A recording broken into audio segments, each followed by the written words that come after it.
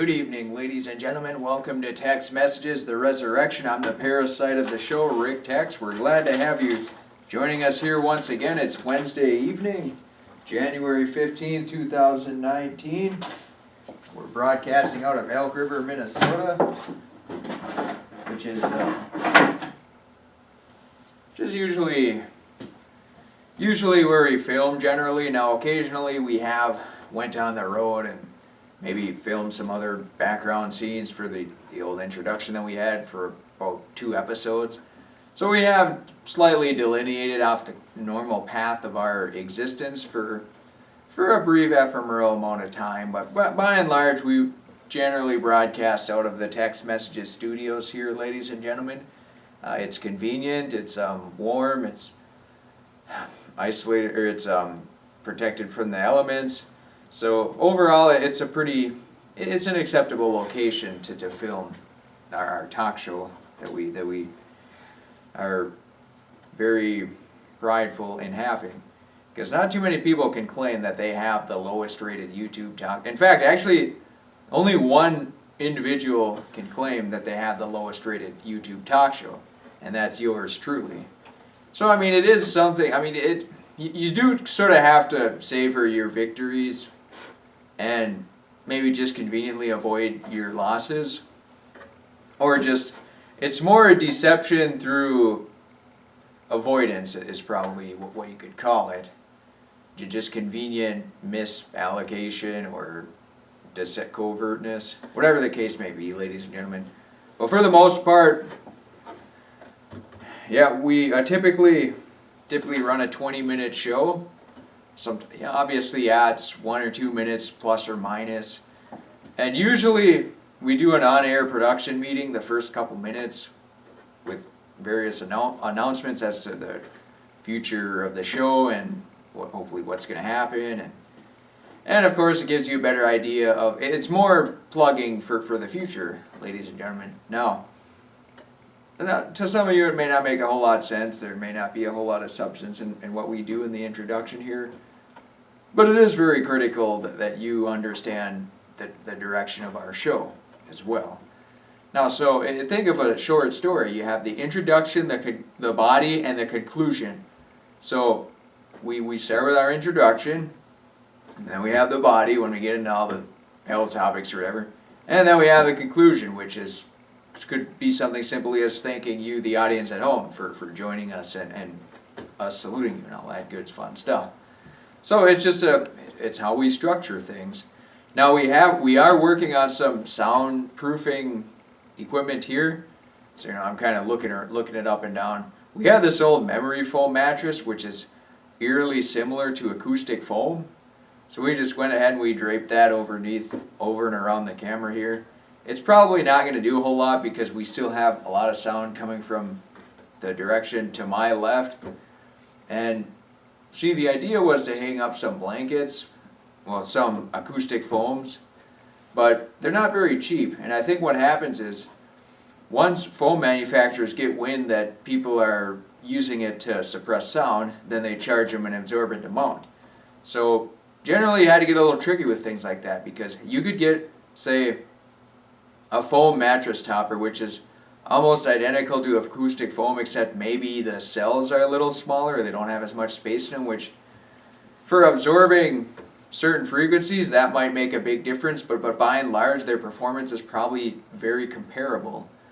So we do need to research that a little bit more, but we're definitely doing that, and we will have some acoustic foam hopefully coming in the very near future, because we had this box planned out, and we're going to just put the insanely expensive camera inside a box. But now, maybe that isn't such a hot idea.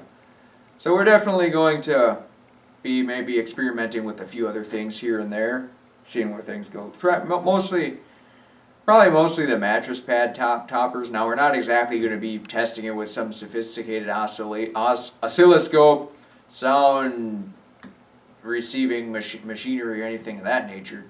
I mean, you're basically just going to run a typical show, play it back, see how the sound is, and see if it's great again. And then if it's great, awesome. If not, try something new.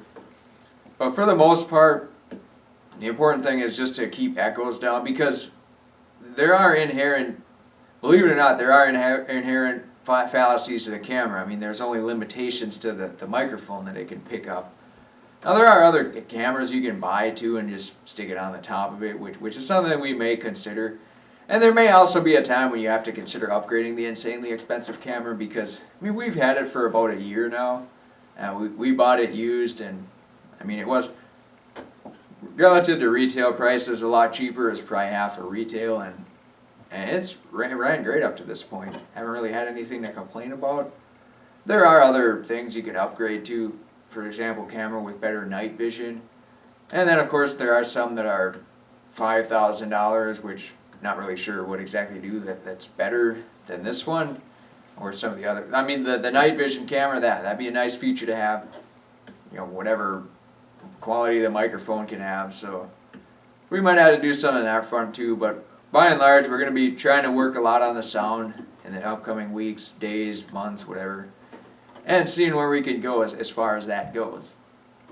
Because we figure if we can get the most out of this microphone, and then seeing what the limit is, and then if we decide that when we get the most out of it, it isn't quite where we need to be, then we can look at maybe external microphones or upgrading the camera. So there's definitely a few things to consider, ladies and gentlemen, because it's not as easy as just sticking a camera on a piece of wood and hitting a button and then standing in front of it and saying stuff.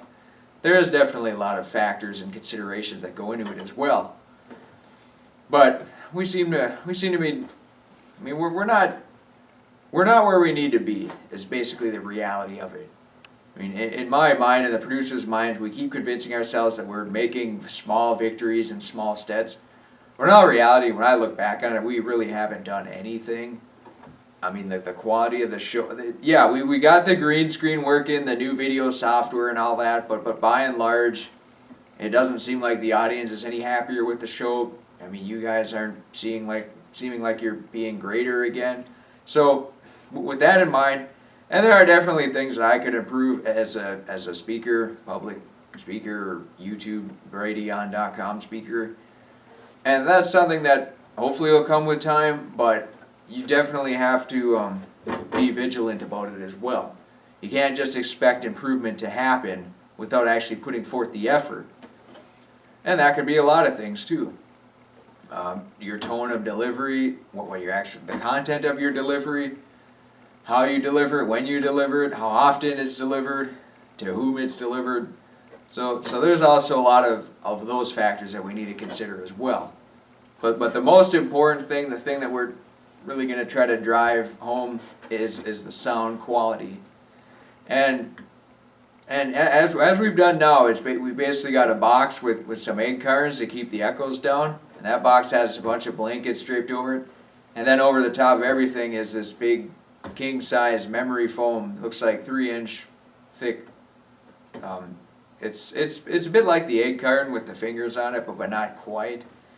So that should alleviate some of the sound, but there's also a lot of areas for the sound to go to. But from our first episode, yeah, we've made steps. I mean, they haven't been big steps, but they've been a few steps. And that's really all you can do. It's just an incremental building process, and then we got to stay the course, basically. And it ain't always easy, too. You know, some days you might feel really tired, or you oversleep, or you get some ailment or some sickness, and you don't feel like life has given you back anything, so that you don't give anything to it. So there's always those factors to go up against. It's not just improving, it's also just fighting daily norms of existing. But I mean, that's pretty much going to happen whether you're doing anything productive or not. So you can't really factor that into the decline or quality deterrence to the show, because it's just what happens to each and every individual, ladies and gentlemen. So that being said, that was probably a bit long of an on-air introduction, or an on-air production meeting. Yeah, we got the lights here. Green screen seems to be working pretty good. The video editing software is pretty good. We haven't really utilized the nonlinear functionality of it yet, but we're getting there. We're just taking baby steps for now. just trying to put out consistent content to keep you, the ladies and gentlemen at home, entertained and informed. And hopefully you'll be more entertained and more informed in the near future. But with that being said, we're going to get into our research topic of the evening. That's kind of funny because I'll usually reuse paper. As you can see here, there's typed paper. We don't type anything here. One of the reasons why is because ink is very expensive and it seems like it might be a borderline scam. But it's kind of funny because one of these letters was wishing me well at the conclusion of an employment somewhere. So I mean, yeah, it was pretty cool. You know, accrued paid time off, 70 hours. You got paid a bunch of money for that. Now in reality, if I was filming text messages back then, I would have absolutely taken off every hour of PTO to contribute to the show. And this wouldn't have been considered a job back then. It would have been considered a sponsor to the show. See, nowadays I don't work. Well, technically I'm not unemployed, but I have to go to a location every day for roughly 8 hours to satisfy sponsorship obligations to the show. So I mean, I don't really have a job, it's just satisfying sponsorships. But back in these days I actually work, which it wasn't quite as rewarding as having a show sponsor. Show sponsors are definitely the way to go. But back then, I mean, this was a day where I made the fatal flaw of driving. It's probably about an hour one way with no traffic, because here we're in Elk River now, and this location was in St. Paul.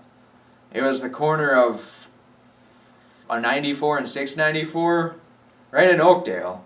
So it was probably about 20 miles from the border to Wisconsin, 20 miles from River Falls or whatever. So it was a pretty long drive, but if there's any traffic jams, if there's any accidents, or if it rained a little bit, snow, hail, sleet, whatever, massive traffic jam, and it would probably take an hour and a half in one way. So it was a complete waste of time driving.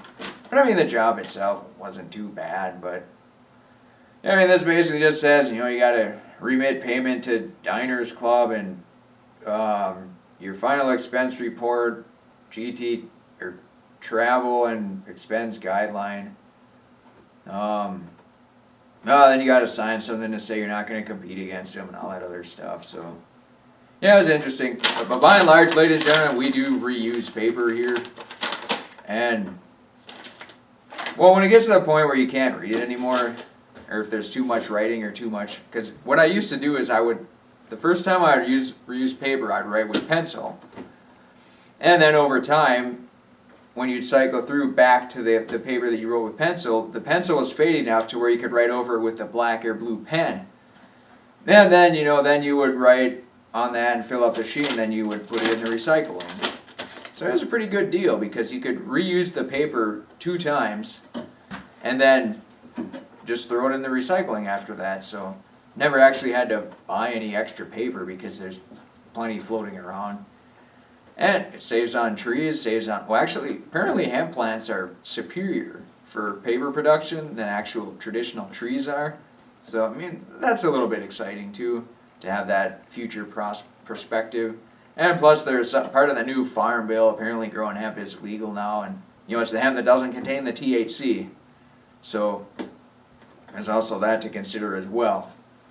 Now, does that mean that CBD oil is going to become insanely cheap and it's healthy for everybody? That'll remain to be seen, but it's certainly one of those rare exceptions when something that happens from government is actually sort of exciting, because it's bringing freedom back to the individual, and that's basically how government and individuals are. It seems like it's a battle against each other, because whatever government does either takes power from the individual or it gives power back to the individual. And sometimes, occasionally, individuals have to take power back from the government, which doesn't happen too much, but there's always plenty of people out there to sound the alarms as well. And we'll do that occasionally here, but for the most part, mostly just focused on health-related stuff, because that impacts you directly, and nothing else really means anything with bad health. So that's why it's critical to always focus on that. And we were going to get into a news article here, but actually, yeah, let's go ahead and do that. So the top 10 immune system killers. Now, a lot of things that can help your immune system, vitamins B, C, D, turmeric, garlic, and probiotics help it immensely. And then there's some medicinal mushrooms. But you also have to keep in mind, if you get garlic that's grown in suspicious environments, it will actually have formaldehyde in it, so you're worse off eating it. Which is why it's important to always consider the source of the food. Because an orange from some place that's sprayed with insecticides, pesticides, fungicides, herbicides, compared to an orange that's just organically grown and nobody messes with the plant or the tree or anything or the actual fruit, that's going to be way better than the former plant that I just highlighted or alluded to. So it's also very important to consider the sources of food. Now, the number one is immune system killer, vaccines. When you inject foreign animal proteins, it causes the autoimmune disease, which your body starts to attack its own immune system, hence the auto and autoimmune. And when you inject foreign animal proteins, and along with that, it has a lot of preservatives in it as well, like metals and everything, so the vaccine doesn't go stale or whatever the case may be. Plus, there's always debate as to whether vaccines are the people who design them and make them, if they're actually intending to help people. Now, see, back when you were growing up, you just kind of passively assumed that vaccines were healthy because they apparently cured polio and penicillin or something was great and everything.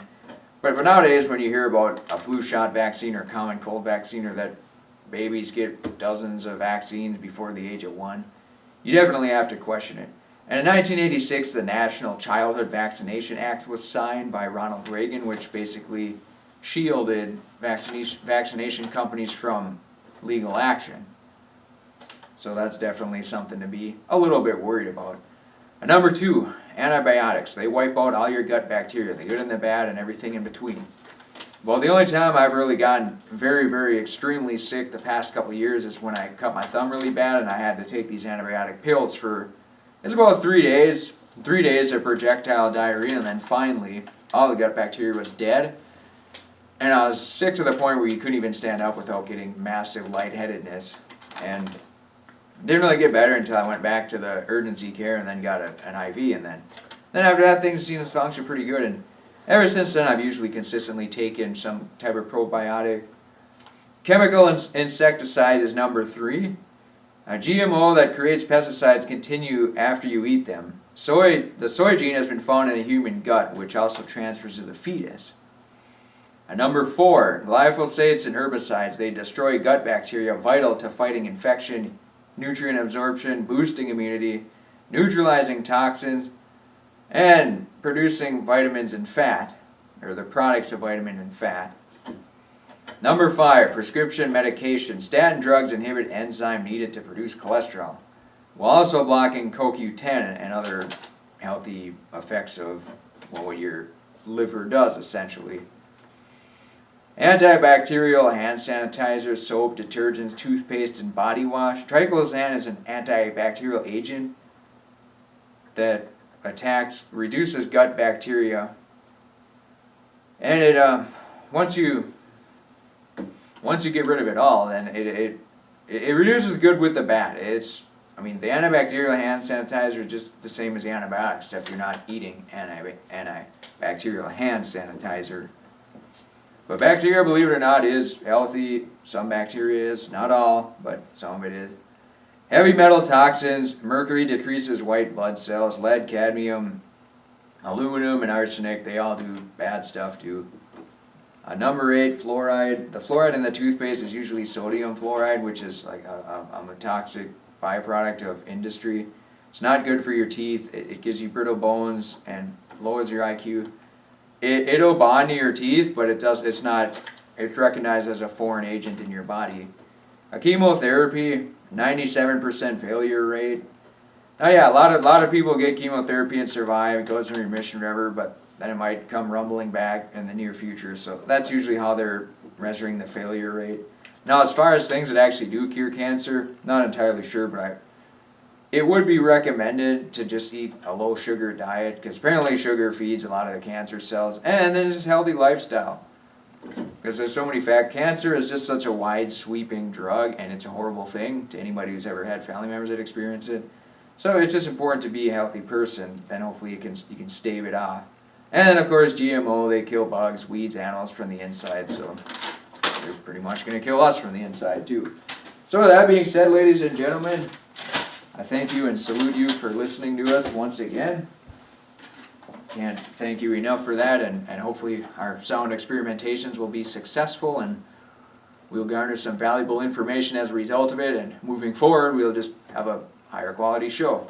So that being said, ladies and gentlemen, thank you very much. I'm Rick Tex, the parasite of the show, and have a good one.